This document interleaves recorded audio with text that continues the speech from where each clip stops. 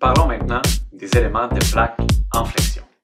Donc, tout comme notre élément membrane, l'élément de plaque en flexion a une dimension très petite, son épaisseur, par rapport aux deux autres dimensions de la plaque. Donc, notre élément de plaque va donner lieu à des contraintes sigma x et puis sigma y de par les effets de flexion. On va avoir des contraintes de cisaillement taux xz et taux yz par les efforts tranchants. Et puis, on va avoir du taux YZ par un peu l'équivalent d'un moment de torsion. Donc, notre élément de plaque va être défini par son feuillet moyen. Et puis, notre feuillet moyen, à son niveau, en fait, on va avoir des contraintes sigma x et puis sigma y qui sont nulles, ainsi que taux xy. Donc, ça, en fait, c'est pareil comme pour une poutre. Donc, on va considérer deux théories différentes pour les plaques en flexion. La première, c'est celle de la théorie de Kirchhoff. La théorie de Kirchhoff, ce qu'elle va nous dire, c'est que on va considérer d'une part que les sections de la plaque demeurent planes. Donc, on va avoir vraiment les sections de la plaque qui demeurent planes. Mais par rapport au feuillet moyen, ce qu'on va voir, c'est que les sections demeurent toujours perpendiculaires au feuillet moyen. Par contre, dans la théorie de Mindlin, qui est la deuxième théorie qu'on va considérer, bien là, ici, on va avoir notre plaque. Et donc, encore une fois, les sections vont demeurer planes. Cependant, elles ne demeureront pas nécessairement perpendiculaires au feuillet moyen. Donc, on a notre feuillet moyen, et puis les sections, j'exagère un peu dans mon dessin, mais elles ne seront pas nécessairement perpendiculaires au feuillet moyen. Donc, il va y avoir une certaine rotation qui va être possible au niveau de la section proche du feuillet moyen. Donc, pour faire l'analogie avec les poutres, la théorie de Kirchhoff, c'est un peu comme la théorie des poutres d'Euler-Bernoulli, alors que la théorie de Mindlin pour les plaques, c'est comme la théorie de poutres de Timoshenko. Donc, dans tout ce qu'on va faire ici, on va considérer des petits déplacements. Donc, on va négliger les non-linéarités géométriques, c'est-à-dire que la courbure de notre plaque ou l'inverse du rayon de courbure, on va approximer ça comme étant la deuxième dérivée de la flèche. Même chose en X et puis en Y. Donc, ici, en fait, on vient négliger les termes d'ordre supérieur. On vient linéariser, en fait. Donc, si W est tout petit, typiquement de l'ordre de l'épaisseur de la plaque, pas plus, ben, on peut venir approximer la courbure par la deuxième dérivée de la flèche. Donc, on va considérer aussi que les contraintes normales au plan sont nulles. On va négliger les déformations epsilon z au feuillet moyen. Donc, comment on va venir exprimer notre champ de déplacement, en fait, c'est qu'il va y avoir le déplacement transverse W, puis après ça, bien, les déplacements dans le plan de notre plaque vont être donnés par les rotations, en fait. C'est-à-dire que les flèches transverses W sont non nulles et les déplacements U, par exemple, dans le plan, vont être donnés par la rotation θY fois la distance Z par rapport au feuillet moyen. Donc, le champ de déplacement U va être donné par Z fois la rotation θY, alors que V, lui, va être moins Z fois θX. Donc, dans le cas de Kirchhoff, si on vient mettre notre hypothèse ici de feuillet moyen qui demeure toujours perpendiculaire au plan des sections, ça va faire en sorte qu'on va être capable de venir représenter la rotation θx par la dérivée de la flèche dW/dy et puis θy par la dérivée de la flèche dW/dx. Donc, la théorie de Kirchhoff nous permet de venir représenter les rotations par les dérivées de la flèche.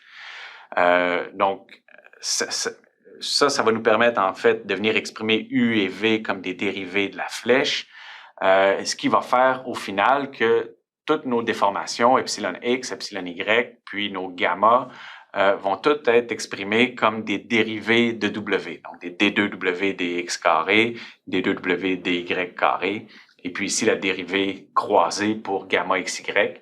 Et puis, dans la théorie de Kirchhoff, un des résultats aussi, c'est que nos gamma xz et puis gamma yz vont être nuls. Hein? On n'a pas de changement d'angle. C'est l'hypothèse qu'on a faite à la base. On a dit que nos sections demeuraient perpendiculaires au feuillet moyen.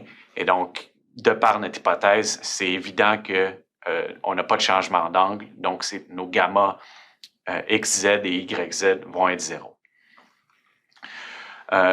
Donc, pour la théorie de Kirchhoff, on voit qu'on va être capable de se servir de W pour définir toutes les déformations dans le système. Donc, la flèche W nous permet d'exprimer toutes les déformations. Donc, ce qu'on va avoir besoin pour venir résoudre numériquement ça, ça va être une solution approximative, donc un W étoile de notre champ de déplacement transverse de la plaque. Pour s'assurer en fait que notre champ de déplacement va être continu d'un élément à son voisin, ben on va utiliser comme valeur d'interpolation, comme degré de liberté, on va utiliser les valeurs W sur la frontière, donc les valeurs nodales. Et puis, on va aussi utiliser les rotations au nœud.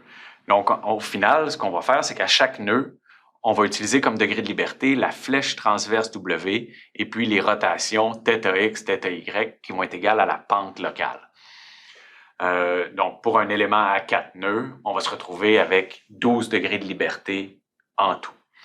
Donc, on ne viendra pas définir les fonctions de forme ici, mais en gros, ce qu'il faut comprendre, c'est que on est capable de définir toutes nos déformations en fonction de W. Et puis, donc à chaque nœud, on va venir définir 3 inconnus, 3 degrés de liberté, W, θx et θy. Et pourquoi? Ben parce que ces valeurs-là vont être communes à un élément et puis à son voisin, qui vont partager le même nœud. Et donc ça va faire en sorte qu'on va avoir la continuité des champs de déplacement. Dans la théorie de Mindlin, c'est un petit peu différent. Vous voyez ici, on n'a pas fait l'hypothèse que nos sections demeuraient perpendiculaires à l'axe neutre. Donc, on va avoir une certaine rotation ici, ce qui fait que θx ne sera pas égal à dw dy et θy ne sera pas égal à dw dx. Et donc, notre champ de déplacement U va être donné par Z fois θ, puis V similairement. Ce qui fait au final que nos déformations, nos epsilon x, epsilon y, on ne pourra pas toutes les écrire en fonction de dérivée de W. Ça va être écrit en fonction de W et de θ. Et puis, en prime, on va avoir des déformations gamma xz et puis gamma yz qui vont apparaître en fonction de ces déformations-là, de ces déplacements-là, ces rotations-là. Donc, on se retrouve vraiment avec 3 quantités à devoir venir évaluer. W, θx, θy dans la théorie de Mindlin. Donc, numériquement, lorsqu'on va vouloir venir résoudre, on n'aura pas le choix. À chaque nœud, il va falloir venir définir θx, θy et puis W. Et donc, au final, on va se retrouver dans la théorie de Mindlin avec un élément à 4 nœuds avec 12 degrés de liberté, donc les 2 rotations et puis la flèche transverse à chaque nœud. Donc, vous me dites, mais c'est quoi la différence avec Kirchhoff? C'est qu'il n'y en a pas. Avec Kirchhoff, on se retrouve qu'à être obligé d'utiliser 3 degrés de liberté par nœud pour s'assurer de la continuité du champ de déplacement d'un élément à un autre. Et dans Mindlin, ben, on a les mêmes 3 degrés de liberté qui apparaissent naturellement dans nos équations. Et donc, numériquement, le coût numérique pour évaluer les 2 théories est le même, parce qu'ils utilisent autant de degrés de liberté l'un que l'autre. Cependant, dans Mindlin, on a une hypothèse de moins, donc on peut se dire que c'est plus physique. Donc, pour le même coût, avec Mindlin, vous avez un effort de plus, donc aussi bien le prendre en compte. voilà ce que je viens de dire. Et donc, lorsque on va venir évaluer nos contraintes en fonction de nos déformations, en ayant supposé l'état plan de contrainte, on va se retrouver avec les contraintes dans l'état plan, dans notre élément de plaque qui sont données par l'équation suivante. Et puis, ce qu'on va voir aussi, c'est que les déformations gamma XZ et puis gamma YZ, on va les avoir uniquement, elles vont être non nulles uniquement lorsqu'on va prendre la théorie de Mendlin. Et comme il n'y a pas de coût supplémentaire associé à ça, ben aussi bien faire ainsi.